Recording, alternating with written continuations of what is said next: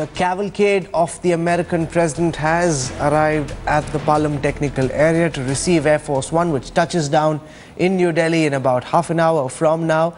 The Ministry of External Affairs has tweeted promising a historic outcome to the Obama visit. Syed Akbaruddin has said you can expect a very historic visit of President Obama in India. We can assure you that the outcome will be historic. On the Indo-US nuclear deal, he said, hope for an outcome. Two leaders meet, which is a win-win situation for both India and the United States. Ajay Shukla, if the Ministry of External Affairs says that, we've just got word coming in that Prime Minister Modi himself is driving to the Palam Technical Area to receive President Obama. That doesn't happen very usually. Earlier it was Piyush Goyal who was supposed to receive Obama. Now the Prime Minister is currently on his way to receive the American president. Prime Minister too going out of his way to show that this visit is special. General Prasad. Absolutely. This has never been reported earlier, and this is the first time I'm hearing that the Prime Minister is going to the airport to receive him. When normally the Saudi king had come, Manmohan Singh had gone to the Parliament. Yeah, normally he would have received him at 12 o'clock or whatever and at the Rashtrapati Bhavan ceremonial welcome. But this is the departure, and I think this is basically to further cement what we call a personal chemistry.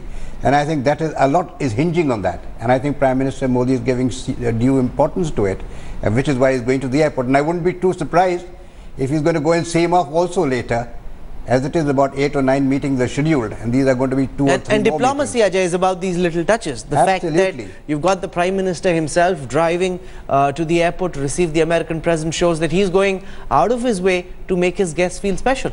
And there's also, you know, a sort of a hard-nosed calculation that always comes into all of this. These diplomatic touches are always driven by interests. And it's a fact that the arrival of Obama for Republic Day at the personal invitation of Modi enhances Modi's stature. So he's certainly going to make Obama feel welcome in every way. He's got a debt here to repay.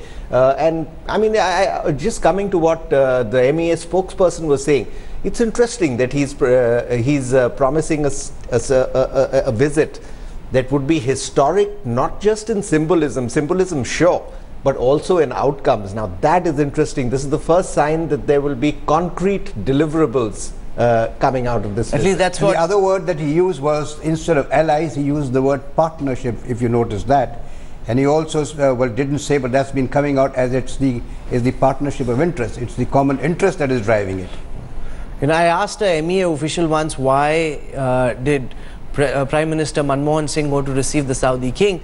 He said it's a very difficult decision to take, because if you're going to receive one head of state, then leaders from other heads of state, whether it's Japan or China or Australia, would always expect for your Prime Minister to show up. And if he doesn't, it will be considered a slight and affront that he went for, say, the Saudi king and he didn't show up for anybody else. But now it's the President of the United States, arguably the most powerful man in the world still, and the Prime Minister going out of his way to receive the American president. I want to focus for a moment on the security arrangements at the Palam Technical Area, and I want to cut across to my colleague Ankit Tyagi, who's giving us a sense of the arrangements at play to welcome the American president.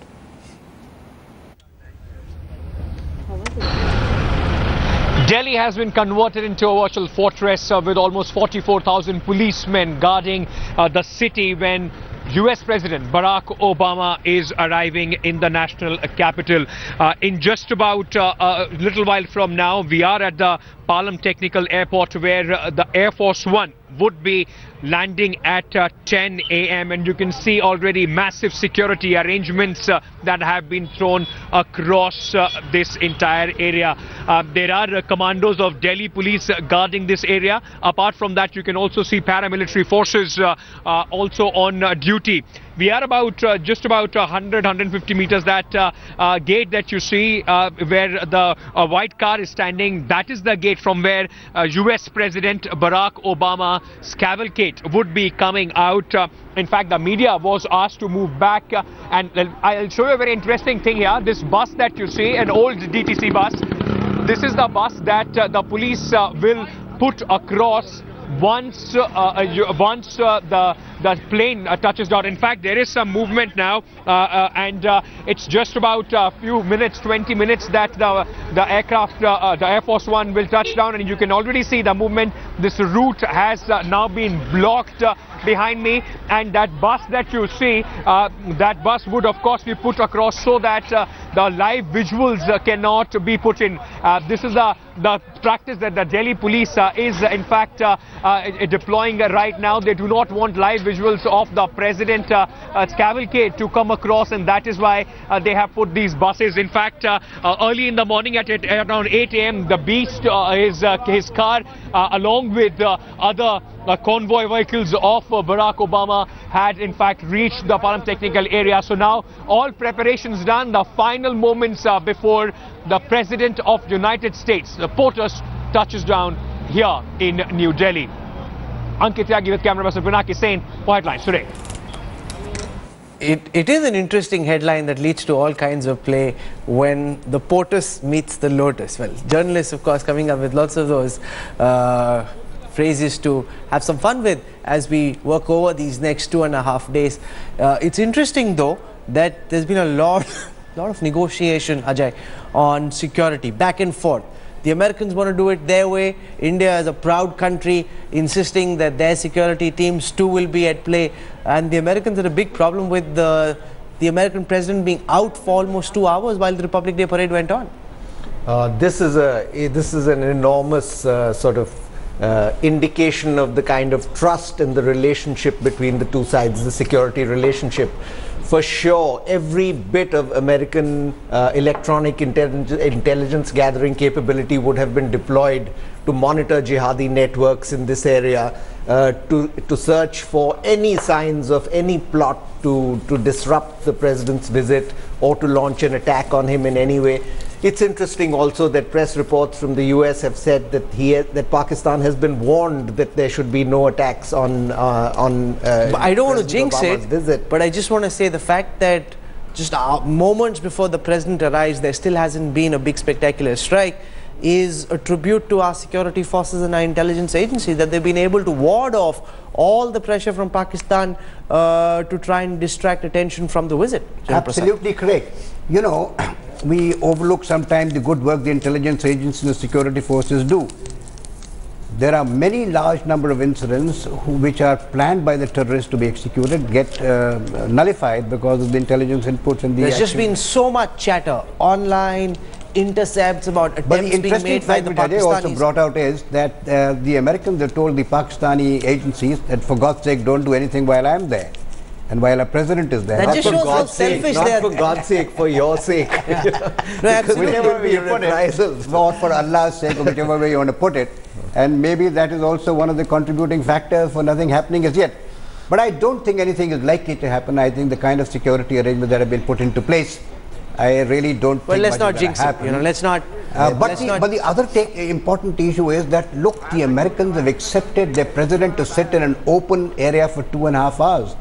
In an environment like that of the Indian subcontinent, where terrorism is a principal weapon. Well, he accepted the invitation to be at Republic Day, so he must sit through the Republic Day. Yeah, but look at the kind of risk they've taken, or the confidence they've got in us to be able to protect. Sure, I want to go across to Beijing. Joining us from there is my colleague Anand Krishnan. He's written a very interesting piece in the India Today magazine this week on how China perceives this visit. And as we wait for Air Force One to to land on Indian soil, Anand, give us a sense of what the mandarins in China are making of this big Obama visit. Hi, Rahul. Yes, I think China is very closely following the Obama visit. I think to begin with, they certainly did not expect that Obama would be presiding over India's Republic Day. I think when Modi took over, there was an expectation that he would actually distance India from the US. So they've been taken aback by the fact that Modi has gone all out to build closer ties with Washington. So I think they'll be closely following what's going to materialize, especially on the security front. I think on the economic side, Beijing is pretty much resigned to India building closer ties with the US. Just stay with me for half a second. We've got these first images coming in, Anand, of Air Force One landing at the Palam technical area. In a few moments from now, the American president will be stepping out. We've got those images up on our screen. We're listening to Anand Krishnan report from Beijing on what China makes of this visit. Anand, go on, please. So as I said, Rahul, I think the most serious aspect of it that concerns Beijing is if India and the US agree for substantial deals on the military side and on the defense side.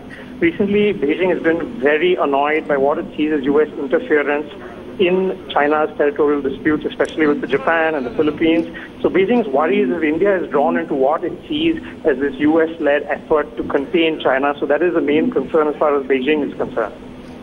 Okay, there was also a big climate deal between Beijing and Washington. What is it that Beijing is concerned about? You know, what is it that they wouldn't like to see? Are they concerned about how close India gets to the United States? Are they concerned about India being co-opted as part of an anti-China axis as well? Recently, we saw India for the first time declare that it would be willing to have trilateral Navy exercises with Japan and the US. As you know, for the past 5 years under the UPA, Defense Minister A.K. Antony had explicitly said that India would not take part in three-way exercises because it would be seen as upsetting China. So I think what Modi has shown is that we're going to be willing to do things that might upset Beijing. For example, by going ahead with the Malabar exercises with Japan and the US. I think these are the kind of sort of military agreements that Beijing would be closely looking out for. Okay, Anand Krishnan for joining us this morning. Thank you very much. Beijing, of course, keeping a hawk's eye view, a dragon's eye view on this visit. The American president's plane landing and a fascinating piece of technology. This, General Prasad, Air Force One. The Saudi king looked at Air Force One and said, everything that's on that plane should be on my 747 as well. Perhaps in gold. Yeah, that's what he would make a conversion. Well, I'm not sure Americans shared all the technology that is there on Air Force One with the Saudi king, or to the last detail. I don't suppose he really would need that kind of technology to be there, but what he would need is certainly a lot more gold and a lot more ornamental stuff into it. But yes, well, Air Force One is actually not just a luxurious aircraft. It's a flying operational room.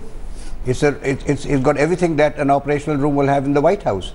He could even use his nuclear button from here. You could speak to anybody in the world from here. So it's just not an aircraft which is a luxurious aircraft. It's an operational room of the United States of America in the air, which is what the Saudis perhaps don't need. While they would have given them capabilities like the ability to fly extra long ranges and so on, the electronic warfare suites and the jammers, the Saudis would not have come within even 2 generations of where the Americans are. So those are absolutely top controlled systems, and sharing them also gives out the capability and therefore allows the enemy to know which capabilities they need to bypass in striking this aircraft. This is never shared. There is no way it could be shared. This is one of a kind you're seeing there. This is a one of a kind aircraft. Air Force One now on Indian soil. This is the moment that the Ministry of External Affairs, the Prime Minister himself, has been building up on. The Prime Minister had a small interaction with some television editors, and I happened to be there. From that moment on, it seemed that he had taken personal charge of this visit. Right down to every detail, the Prime Minister has been involved himself in planning what the American president should or should not do while he's on Indian soil, trying to make the most of this opportunity. Well, if you remember, he did that to the Chinese head of state as well. Sure. He goes into details of the menu that are going to be produced. He's going into details of what kind of presents that are going to be given. And it has not started happening just a couple of days ago. He has been thinking about it for a fairly long length of time. Look at the effort that's been put into creating a dress or a sari for the First Lady of the United States in Varanasi. It takes 2 to 3 months to produce that kind of stuff. So the details of this have been worked personally by the Prime Minister, assisted by extremely professional people to come out with the outstanding events that are being organized. In fact, he's even hosting a lunch, I believe, at his home now. And here are 2 people who master the photo opportunity, Ajay. The fact that the American president showed the way to the world using social media for the first time in his campaign in 2008, which was a game changer by itself. Then again in his re-election, and the Prime Minister borrowed from several of those ideas, built upon them, indigenized them, and used them to great effect. Well, it's not a coincidence that both of them are dark horses, outliers, political outliers who force their way into a system using a range of tools, social media, outreach systems to voters and financiers directly. They're both very similar in some respects and very different in others. But certainly, I mean, this ability to manage an event, this is one of Modi's key strengths. His detractors and critics say the Prime Minister even in his just own party, Advani says he's the biggest event manager, which he is. You can mean that in a good way, you can mean that in a bad way, but he understands the importance of a spectacle. But can you give him the credit? Look at the way of the background he's coming from. Look at the way from a chaiwala's family rising to this level and going into protocols and finesse and in that of international sense, relations. He epitomizes the Indian dream. The fact that you've got an Indian Prime Minister rising from a tea stall in Vadnagar to going on to the highest executive post in the land, and in just the same way, and designing and developing a high-grade presentation sari for the First Lady. And in just the same way as President Obama typifies the American dream. I want to go across to Ankit Tyagi. He's joining us from the Palam technical area as we see the red carpet being rolled out, and the American president will be stepping out in just a few moments from now. Ankit, take our viewers through what you're seeing around you.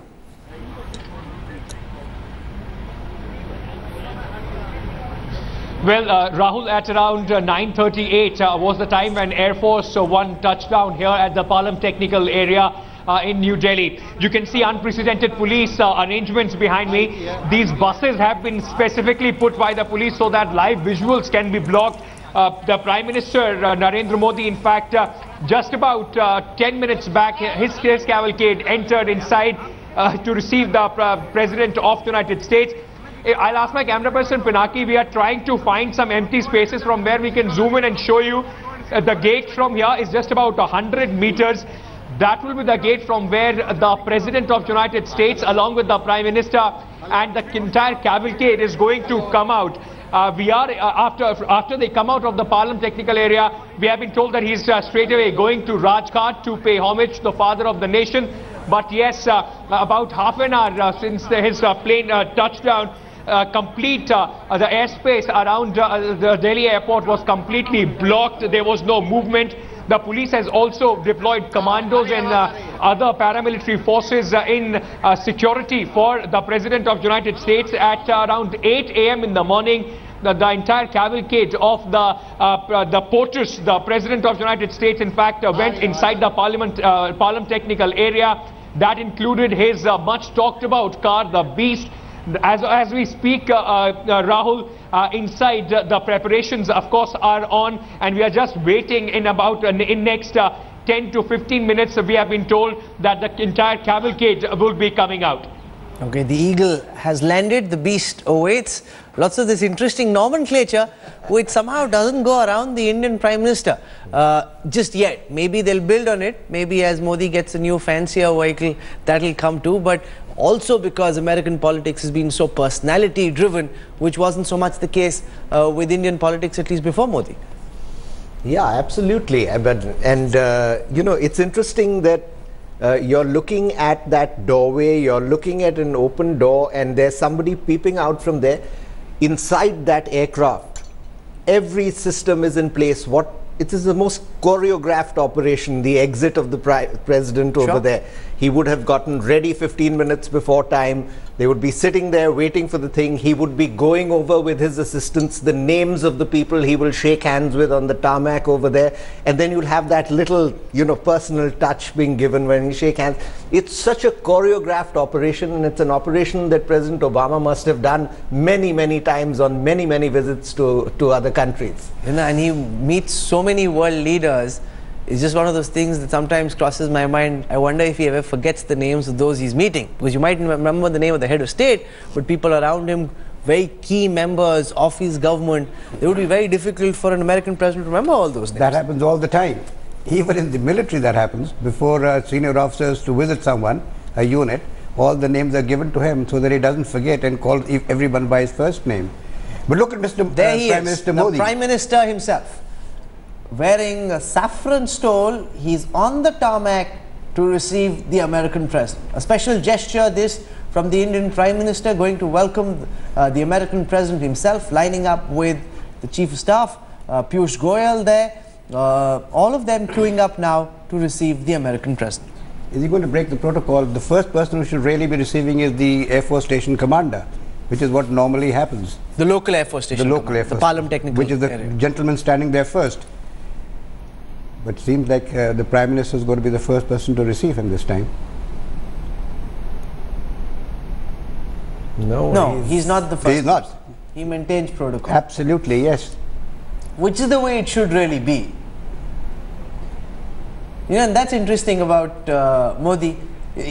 Because he was closely involved in putting events together, even as he was growing up. Even now, when he's Prime Minister, he's taking charge and directing things around, which is quite unusual, given that he's Prime Minister. But he's very happy to ensure that he's in charge in terms of how things are stationed and aligned, and they have to be as per his requirements, as per his taste. General Prasad. Absolutely, I think this is like a good leader, and this is what every leader should really be doing. But yet not breaking the protocol. I'm very impressed by the fact that he is not going ahead of the Air Force Station Commander, which I really feared at the moment that he may have done it, but I'm glad he's not done it. Oh, there you are. President Barack Obama and Michelle wearing a lovely dress, and the President walking down Air Force One to be received by the Indian Prime Minister. The moment that we've been building up to this entire morning, that moment finally here, the American President now stepping down on Indian soil, accompanied and flanked by his wife. There's been a lot of discussion, Ajay, about the fashion statements that Michelle will be making. She's gotten off to a good start. Well, she's certainly got her fashion designers in place for this visit. There's the warmth that we were talking about. Oh, you said that he wouldn't jump protocol. Modi didn't, but the President came straight to the Prime Minister. No, he didn't. No, he shook hands with the Air Force Station Commander first.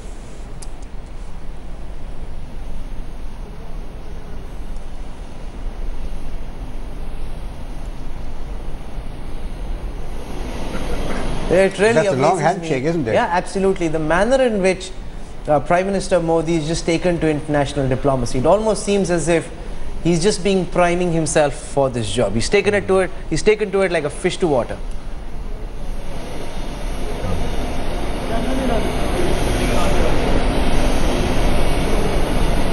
It's not a very big delegation there to receive the American President, but the man who matters most, the Prime Minister himself, is on the ground. That's Richard Verma, the new American ambassador in India. He's just taken over last week.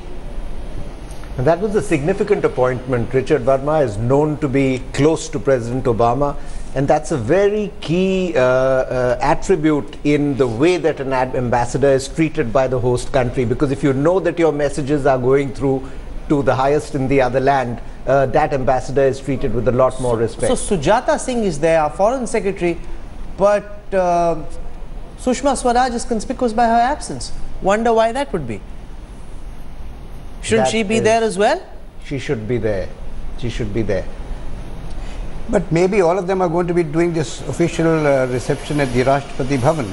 No, but and given here the only fact that the Piyush foreign secretary is there. Here only the minister in waiting was expected to be there, but Prime Minister Modi perhaps took this decision last minute. Yeah, and with him nothing is last minute. He would have thought this through many times over. May not have disclosed it. He may not have disclosed it, but he would have thought this through. A lot of hand-holding between the Prime Minister and the American President. That moment now that everyone was waiting for. Is he going to travel in Beast now? No, I don't think so. That would be nice for him to get a sense of what the Beast is like. That's Piyush Goyal, the minister in waiting. The Beast is about to roll. You can make out the chunkiness of that vehicle. You know, each of its doors the same weight as a Boeing aircraft door. Really? Yeah. And, you see there, Modi is still standing on the tarmac. He's still by the side of that carpet.